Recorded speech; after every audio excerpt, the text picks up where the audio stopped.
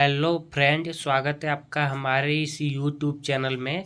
आज मैं आपको बताऊंगा कि 100 सीसी बाइक के गियर बॉक्स को कैसे फिटिंग किया जाता है। एक एक स्टेप के बारे में बताऊंगा दोस्तों। और मैं आपसे वादा करता हूं दोस्तों कि अगर आपने आज का ये वीडियो पूरा देख लिया तो आपको दूसरा कोई वीडियो देखने की ज़रूरत नहीं होगी, क्योंकि मैं एक एक स्टेप के बारे में बताऊंगा।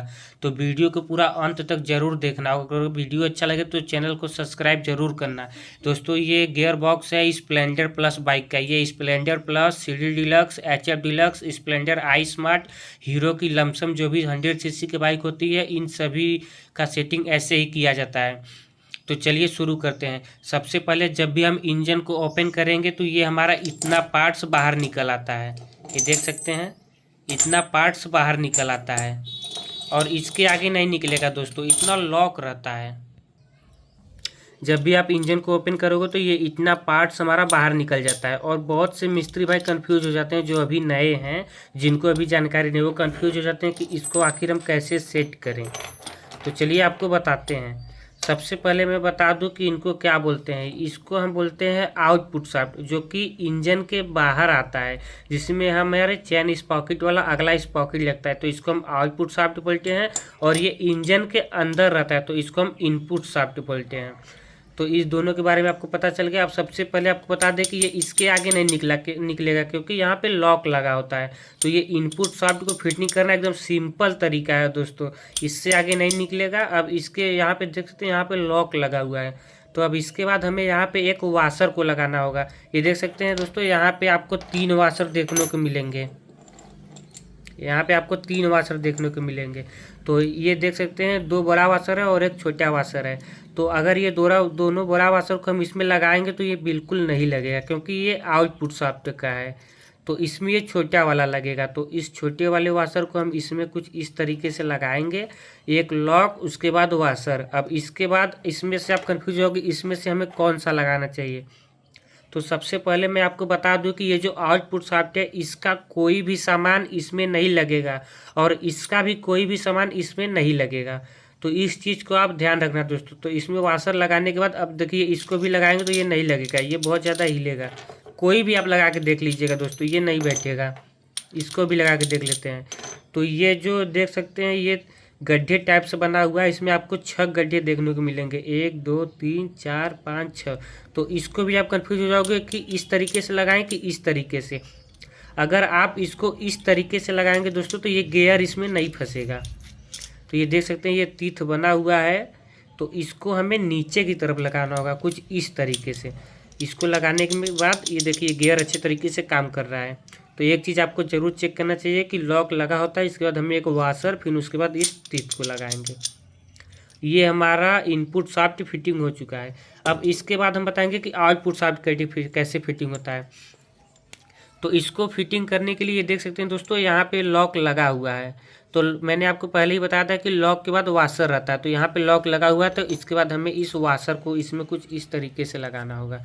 इस वाशर को लगाने के बाद अब आप भी इसमें भी कंफ्यूज हो जाओगे कि इसके बाद इसमें कौन लगेगा। तो मैं आपको बता दूं दोस्तों कि ये देख सकते हैं, ये 3 टीथ बने हुए हैं जो कि ऊपर टाइप के हैं। तो इसमें तो ये फंसेगा नहीं, क्योंकि ये बहुत भारी है। इसको लगा के दिखा देते हैं। ये देखिए, काम नहीं कर रहा है। इस बगल से लगाएंगे तो ये भी काम नहीं कर रहा है, ये भी काम नहीं करेगा। तो आपको इस वाले को लगाना होगा, इस पॉकेट को। ये देख सकते हैं, इसमें गड्ढे टाइप से बना हुआ है। तो इसको हमें कुछ इस तरीके से लगाना होगा। अगर इधर से लगाएंगे तो गियर काम नहीं करेगा, तो इसको हमें कुछ इस तरीके से लगाना होगा, ऐसे। इसको लगाने के बाद अब इसके ऊपर हमें लॉक लगाने का कोई सिंबल नहीं दिया हुआ है, देख सकते हैं दोस्तों। तो इसको लगाने के बाद हमें इसके ऊपर एक वाशर को लगाना होगा, ये कुछ इस तरीके का। इस वाशर को लगाने के बाद अब इसमें भी आप कंफ्यूज हो जाएंगे कि कौन सा इस पॉकेट को लगाएं। तो ये तो लगेगा नहीं, क्योंकि इसमें उभरा हुआ भाग कुछ है नहीं। तो इसमें भी नहीं है, तो इसको हमें ऊपर की तरफ से लगाना होगा। और इसको आप चाहे तो इस बगल से भी लगा सकते हैं और इस बगल से भी लगा सकते हैं, दोनों तरफ से। तो वाशर लगाने के बाद इसको लगाएंगे। इसको लगाने के बाद इसके ऊपर एक छोटा वाशर होता है दोस्तों, ये देख सकते हैं, ये वाशर है। इस वाशर को हम कुछ इस तरीके से इसमें लगाएंगे। अब इस बगल का फिटिंग करेंगे। तो इस बगल तो लॉक रहता है, इसके नीचे हमें सबसे पहले एक बूस्ट को लगाना होगा। ये देख सकते हैं, ये बूस्ट टाइप का बना हुआ है, जो कि अंगूठी टाइप का होता है। तो इस बूस्ट को हमें इसमें इस तरीके से लगाना होगा। अब इस वाले इस पॉकेट को हमें लगाना होगा। तो इसको लगाने में आप कंफ्यूज हो जाओगे कि इसको इस तरीके से लगाए कि इस तरीके से। अगर आप इसको इस तरीके से लगाएंगे तो ये गियर काम नहीं करेगा। चलिए आपको दिखा देते हैं। ये देखिए गियर फंस नहीं रहा है। तो इसको हम बाहर निकाल लेंगे। इसको हम कुछ इस तरीके से लगाएंगे। ये जो उभरा हुआ भाग है इसको हमें अंदर की तरफ रखना होगा और ये जो गड्ढे वाला भाग है इसको हमें ऊपर की तरफ। तो कुछ इस तरीके से।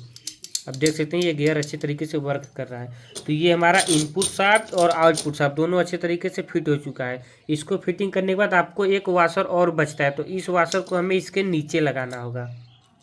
ये जो चेन स्पॉकेट वाला शाफ्ट है इसमें हमको दो वाशर लगाना होगा, एक नीचे और एक ऊपर। और ये जो इनपुट शाफ्ट है इसमें एक भी वाशर नहीं लगाना होगा, ना ऊपर ना नीचे। तो ये फिटिंग हो चुका है। अब आपको इसको फिटिंग करना बताएंगे। अगर मान लीजिए कि इसको नया चेंज करना होगा तो कैसे चेंज करेंगे। तो सबसे पहले मैं चीज़ आपको बता दूं कि ये दोनों आपस में चिपका हुआ रहना चाहिए। ये दोनों देख सकते हैं ये आपस में चिपका हुआ रहना चाहिए। अगर आप नया भी लगाएंगे तो भी इसी तरीके से चिपका हुआ रहना चाहिए। आप इसको ये मत सोचो कि कोई छोटे, इसमें छोटे बड़ा कुछ नहीं, ये दोनों सेम साइज़ के होते हैं। तो चलिए इसको भी निकालना सिखाते हैं और आपको और नया भी लगाना सिखाते हैं। इसको निकालने के लिए दोस्तों हमें यहाँ पे एक लॉक लगा हुआ है, इसको पतले पेचकस की मदद से हम निकालेंगे कुछ इस तरीके से। चलिए आपको निकाल के दिखा देते हैं।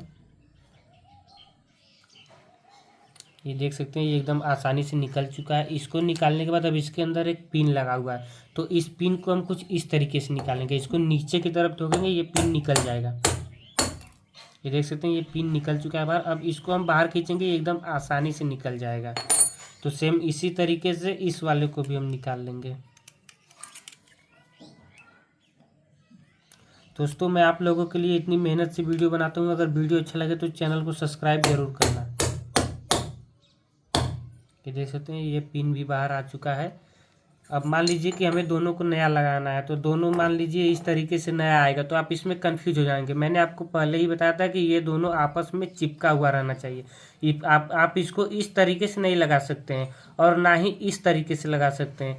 ये जो दोनों सिरा है ये और ये दोनों आपस में से चिपका हुआ रहना चाहिए। इसको इसमें से आप कोई भी ऊपर नीचे लगा सकते हैं, कोई दिक्कत नहीं है, दोनों सेम होता है। अब आपको एक चीज़ और बता दूं कि ये जो पिन है ये इस वाले गड्ढे के अंदर लगेगा। ये देख सकते हैं एक ऊपर है और एक नीचे, इन दोनों में लगेगा, ऐसे घूमता है। तो चलिए इसको लगाते वक्त आपको सिखाते हैं। इसको मैंने पहले ही बताया था कि ये दोनों चिपका हुआ रहना चाहिए। तो इसको हमें कुछ इस तरीके से लगाना होगा। ये देख सकते हैं इसको आप ऐसे मत लगाना, ऐसे गलत हो जाएगा। अगर ऐसे लगाएंगे तो ये दोनों चिपकेगा नहीं। मैं आपको एकदम सरल शब्दों में सिखा रहा हूँ दोस्तों ताकि आपको अच्छे तरीके से समझ में आ जाए। तो इसको हमें कुछ इस तरीके से दोनों को लगाना होगा। ये देख सकते हैं ऐसे ये चिपका हुआ रहना चाहिए। तो चलिए सबसे पहले एक को हम लगा लेते हैं। इसको हम कुछ इस तरीके से लगाएंगे और ये जो बताया मैंने गड्ढे टाइप का इसको इसके सामने रखना होगा हमें। इसके सामने रखने के बाद इसमें हमें इस पिन को लगाना होगा। ये इस तरीके से देखिए ये जो लॉक वाला बना हुआ है इसको हमें ऊपर की तरफ रखना होगा कुछ इस तरीके से। ये देख सकते हैं ये आसानी से बैठ चुका है। अब इस लॉक को हमें लगाना होगा।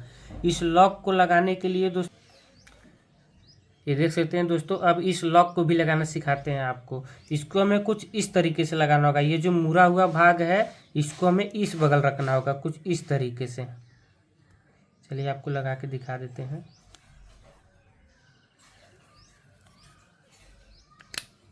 ये देख सकते हैं ये एकदम आसानी से लग चुका है। अब सेम इसी तरीके से इसके ऊपर वाले को भी हम लगाएंगे। इसको हम कुछ इस तरीके से लगाएंगे और इसमें उस पिन को लगाएंगे। ये देख सकते हैं ये जो लॉक वाला है इसको ऊपर की तरफ रखना होगा सेम इस तरीके से। ये एकदम आसानी से लग चुका है। अब सेम उसी तरीके से इस लॉक को भी हम लगाएंगे। ये जो सीधा वाला पोर्शन आपको दिख रहा है इसको हमें इस बगल लगाना होगा। ये जो छोटा वाला छेद है तो इसको हम कुछ इस तरीके से इसमें लगाएंगे ऐसे।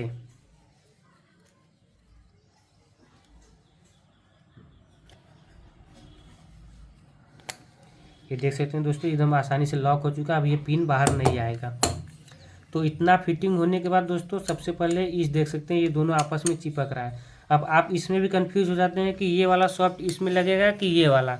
मैं आपको बता दूं ये जो न्यूटन पत्ती जिस बगल लगती है ये वाला सॉफ्ट नीचे वाले में हमें इसको लगाना होगा। ये जो चेन वाला इस पॉकेट लगता है, ये जो यहाँ पे गड्ढे टाइप से बना हुआ है, इसमें लगाना होगा कुछ इस तरीके से। और ये जो ऊपर वाला है दोस्तों, इसमें हमें इसको लगाना होगा इनपुट सॉफ्ट को कुछ इस तरीके से। तो ये गियर बॉक्स हमारा एकदम अच्छे तरीके से फिटिंग हो चुका है। तो उम्मीद है दोस्तों कि आपको वीडियो अच्छा लगा होगा। ये देख सकते हैं एकदम अच्छे तरीके से फिट हो चुका है। इसको लगाने से पहले एक वाशर ऊपर और एक वाशर इसके नीचे, ये दोनों देख लेना होगा। अब इसको इस तरीके से हम इसके चेम्बर में फिटिंग करेंगे। तो उम्मीद है दोस्तों कि आपको वीडियो अच्छा लगा होगा। अगर वीडियो अच्छा लगा होगा तो चैनल को सब्सक्राइब जरूर करना।